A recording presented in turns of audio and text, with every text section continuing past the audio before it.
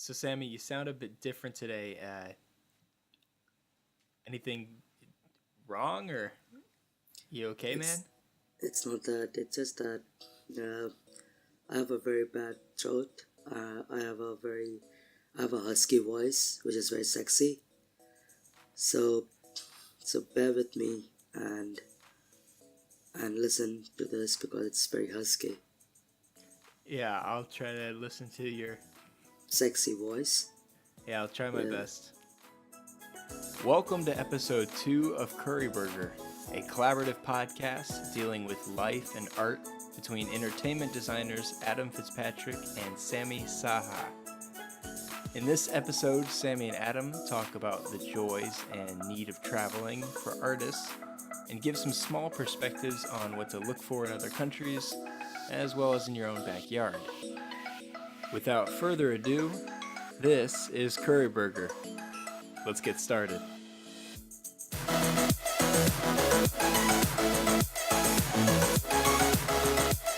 All right, Sammy, what are your thoughts on traveling and traveling for the artist versus traveling for just a tourist, let's say? For a normal tourist they travel to get off their regular schedule, to go and just have good time. Whereas an artist is also going there to that place to infuse in new culture. I think it should be more, it should not be a difference. Everybody that travels, in my point of view, should go to a new place with new hope, new learning, getting to know new people, the experience, the Yeah, culture, sure. not just go to the place blindly, click some selfies, put them on Instagram and not know much about it, because a place, when you go to a museum, if you just know a little bit about how the museum was there and how it was built, it just makes the story, the experience, and the journey so interesting.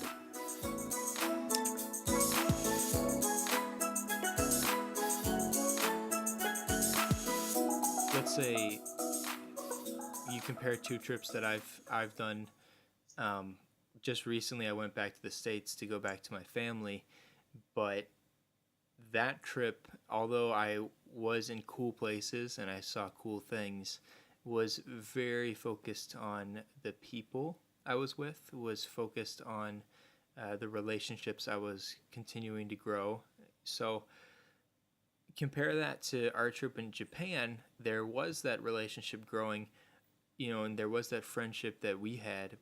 But the biggest thing with Japan was the sights. It was going and soaking in as much as we possibly could, seeing as much as we could, reading as much as we could.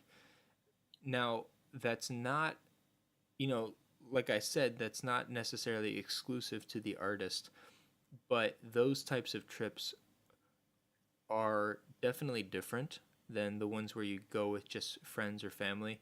And they're also very intentional in terms of what you're trying to get out of them. We didn't just go to, because we wanted to see Japan necessarily. We did.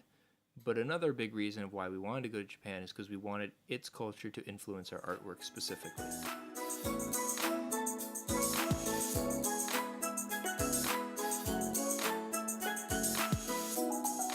Yeah, so thing is that, like, thanks you brought up this Japan trip. I remember when we hiked up to that Kyoto thingy. I don't remember Oh, the with the shrine. thousand gates or Yeah, whatnot. the orange grate thing. Yeah. So as we reached on the top, people were like just sitting enjoying the ice cream.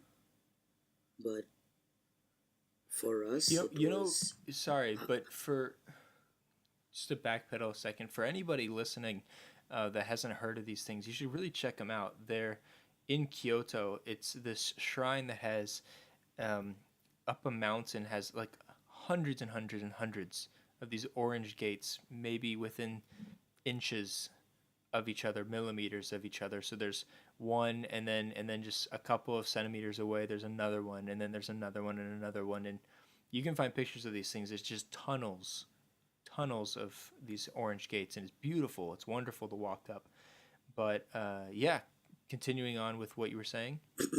even though we took the unusual path of like bamboo tree place which we just chose to hike up. We didn't go up with the, like, where the people are traveling with, normal Yeah, people, but we we met. found a back road basically. Yeah, it was so cool. It was so nice, bamboo trees and between that. So what I was Yeah, and there saying, was like, that once. random house with the guy that Mm-hmm. was a like a wood carver, and Mm-hmm. we just randomly passed this house that has a bunch of like carvings of like bears and foxes and stuff, and he's got this like rickety old wooden sign that says like wood carving lessons inside. So we passed on that. Yeah, so because we knew this for sure, we knew this, like, while coming down, we would be coming down from the, like, the same old path people come down from, which also the same concept of thousand shrines at the gates. So I thought it was a really good Yeah, experience going the off route. But once we reached on the top, what was my experience was the cool city line where the sky and the earth meet, the color combination, the how the small like houses are, yeah, and it was like a like it was from a top view, like a eagle eye view, but where I also saw tourists like just taking photos of the place and have enjoying the ice creams, but it was just the difference of approach, the side, so. yeah. You know what you say really actually reminds me of something good friend Alex said after we had done some study of color and light. He watched, I think, Monsters University with me, and Mm-hmm. he said, you know, the whole time he was just noticing different things with color and light that he never would have noticed or thought about before. And basically, the same thing ends up applying to traveling. You know, a lot of people say drawing is just teaching you how to see. So when you learn to see new things, that's what traveling does. You learn that you're actually beginning to see more things. You're beginning to notice the things that you can use in your art, the things that you can use in your designs. It's a little bit, too much to take in maybe at once to see a Japanese building. Those things are intense. They're crazy. But when you start looking for what to notice, when you start thinking, how would I draw that? How would I illustrate that? Then you start looking at it differently. You start looking at it in kind of an analytical way, almost of remembering how to do it and whatnot, or even doing it, bringing your sketchbook and trying it out for yourself. Exactly. I hope you remember the museum that we went and where you discovered how the joints of the wood are interlocked, you know. And Yeah, you yeah. came to me running and like, Sam, you gotta see this out. And I went and checked it out. It just blew our mind, like how, like, the woods, they don't have any rivets or like Yeah, nuts they and don't use bolts. nails. Yeah, but it's just interlocking, which even if you find pictures, it's very hard to understand because we had a 360 view of it. Like, we went around it, we saw it, and we're like, it just Yeah, there blew was our this mind. one Like, particular corner I remember that was you were mm-hmm. able to see how it was connecting in and of itself, whereas usually there's tiles or other wooden beams in the way, and that was really interesting. Yeah, that's a new thing I learned, and um, well, traveling also brings up some other thoughts in my head, which I really like to share with my viewers, like audiences. Is like traveling for me also makes, like, it also makes you have a new experience.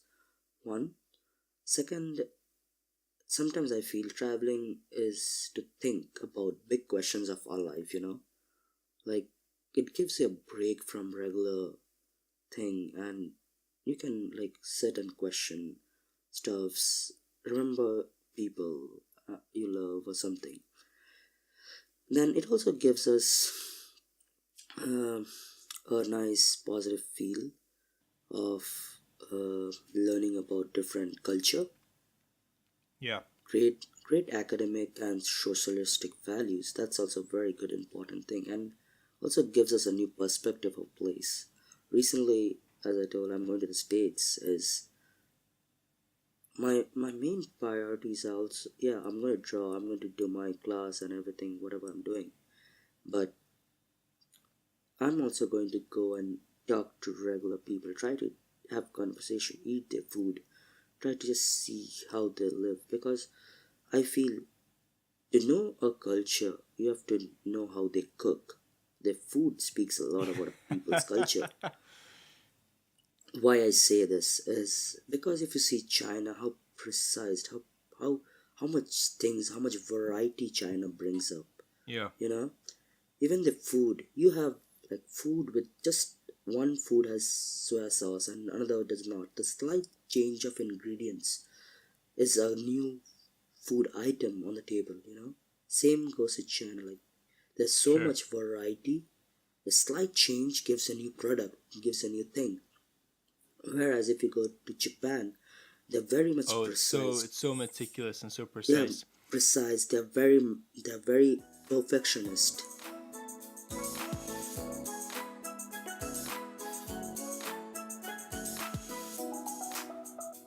So one of the interesting things that I learned about traveling and just in terms of seeing things is that the things that you're used to, the things that you think are typical and ordinary, are some of the things that other people find magical in this world. A good example of this would be that in America, there's a lot of places that have a lot of flat plains. They have a lot of, uh, you know, what I would call boring landscapes in some senses, just these fields of, wheat or corn or whatever. But I had a friend who came to America, and he said that one of the things that blew him away was just these giant fields of open landscape. Because where he was from, the country's basically, it's got some of that, but it's got a lot more like these pocket cities, and it's not very big. And you never see, from, where you stand, if you like do a 360, you see nothing but fields and a single road cutting through it. Said you never see that. So it blew his mind. Now, the reason I bring this up is because you might be thinking, hey, I can't go to Japan. I can't go to China. I can't go to Mexico. I don't have the time. I don't have the money to go there, to stay there, to eat there. It's expensive in every regard, and it can be expensive. But the thing that's important to remember, and the thing that's interesting and very important for artists to remember, is that oftentimes the place that you're most used to, other people will find interesting, and the place you're used to, you can know better than anyone else. There are artists out there that have defined themselves by the looks of the cities they've lived in. They've defined themselves by the areas they're in.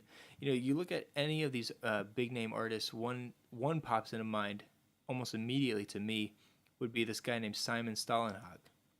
Now I'm sure a lot of you that are listening have heard of this guy. He's a Swedish artist, but almost everyone unanimously says when they see his work that it looks very Swedish. That the landscapes really make them feel like they understand his home, his area, his place. And a lot of people would say that they might look like boring landscapes. Hmm. Uh, but that's the thing, is that your backyard, the place you're at, no matter how boring you might think it is, it's interesting because the world is interesting. Hey guys, thanks so much for sticking around and listening. Hope you enjoyed it.